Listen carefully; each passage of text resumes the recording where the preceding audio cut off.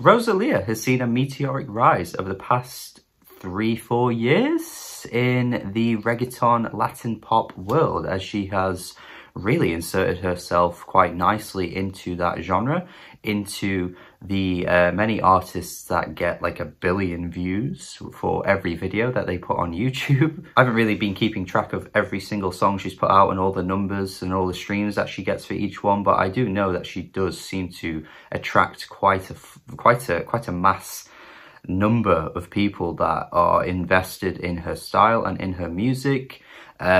She's collaborated with some big names as well. It's been a pretty good few years for Rosalía, with some critically acclaimed albums to go with it too. She's kind of the whole package. She has managed to tap in to so many different kinds of people with her music. It is great to see. It's well deserved too. I thought her 2019 album was really good. Was it 2019 or 2018? Ooh. Which year was it? 2018, I think, actually. El Mel Queer.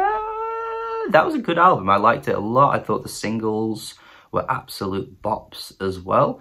From her first album, it didn't seem as though she was ever going to go in the direction that she ended up going, because it was a very subdued, minimal album, which was pretty lovely.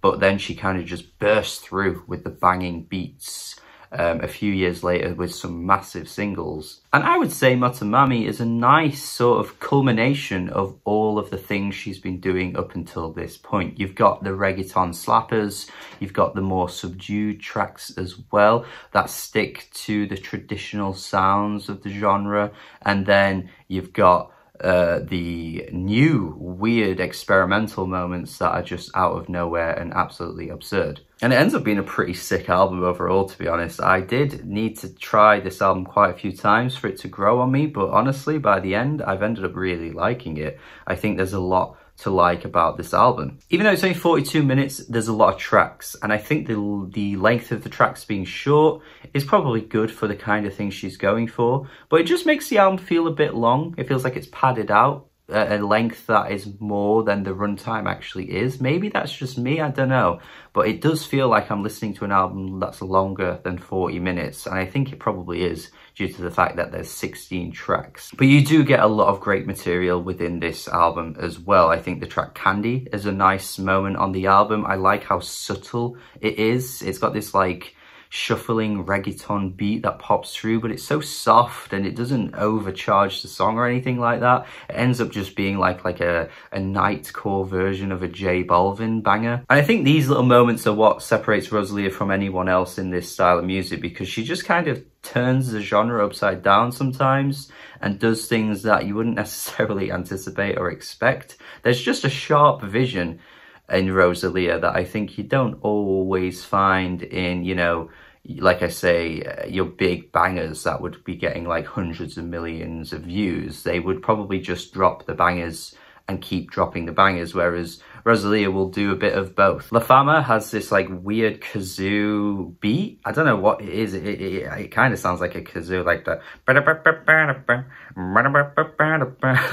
then the Weeknd comes through and slots himself really nicely into the track. He does not sound out of place at all. You've got the track after this, Bulieres, which has a very authentic traditional sound to it that again just kind of brings her back to her roots. You've got the track Hentai, which is probably the most surprising track in that it is one of the most emotional sounding songs on the album. It's like a piano ballad that Regina Spektor would lay to her albums, and yeah, I would never expect a track called Hentai to sound like this.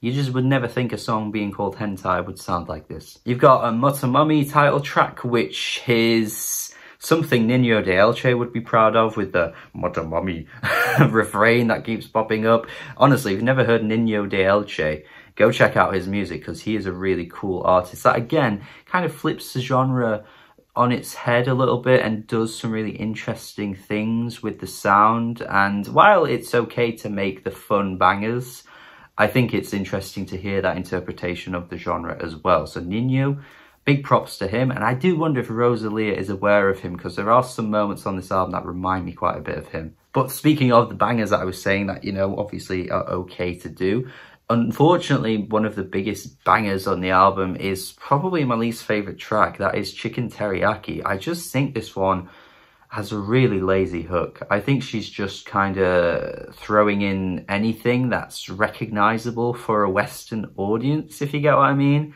Like, Westerners are going to hear Chicken Teriyaki and be like, yeah, chicken teriyaki, bro. I don't know.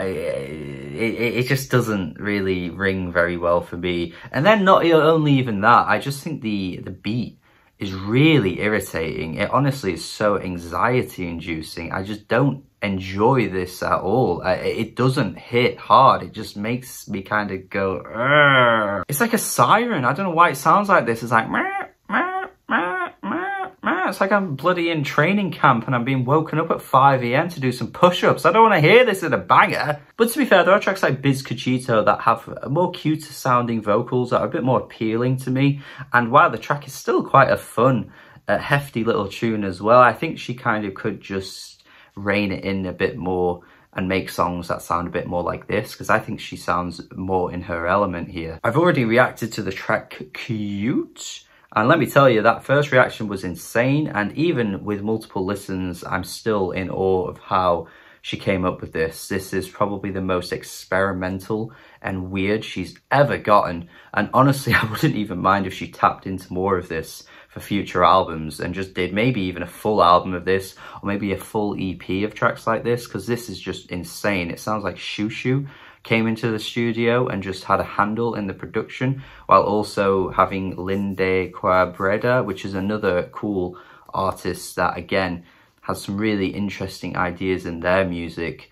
And you would just never expect those kinds of strange name drops for a Rosalía song, to be honest. I do think Como and G coming directly after this is a bit of a letdown, because obviously this is a really slow track that I think doesn't really match with the sequencing of the album, really. You don't need something like this after that. She does bring another banger in right at the end though, which is one of the better tracks too, just before the album finishes off with Sakura, which is probably the most painful sounding track on the album, along with Hentai, just very stripped back. And I think it's a live performance actually, because right at the end there's an audience clapping. Don't get me wrong, her vocals are good here, but in the last 20 seconds she elevates her voice to a new level that I just wish she'd brought in for the whole song. She sounds amazing in this last part of the song that I think could have been for the entirety of the track, to be honest. And she has it in her to make a song like that too. Just had a bit of a hollowness, maybe for the fact that it is a live performance that gave it that kind of hollow feeling. But yeah, would love to just hear her belt out more like this that she did at the end of the track throughout more of her songs, to be honest, because she does have an extraordinary voice. I think people forget how good her voice is because, like I say, she's gotten so huge now over the past few years that she doesn't really express her vocals on some of the huge bangers that she's dropped. It's not a slight on her, obviously, you're just not going to expect that kind of thing on those types of tracks. But overall, this is good. I liked it a lot. Thinking that she's heading in a cool direction with her sound. She's dabbling in different ideas as well. It's not just giving us the same thing every time, and I'm here for it. So yeah, 7 out of 10 from me. I'm pretty impressed with this. I think it fell short a little bit because some of the tracks, the slower ones coming after, like the hype ones, were a bit strange and didn't really match the flow of the album. But even still, I liked the majority of what I heard here, and I still just don't like chicken teriyaki either, man. I'm sorry. So that's it. Thank you for watching this video. Thank you for watching this review. If you did like it, make sure you do subscribe. And check out my Patreon as well if you want to support me. Thank you to everyone that already does on Patreon. You are fantastic. Do have a good day. Let me know your thoughts in the comments, and goodbye.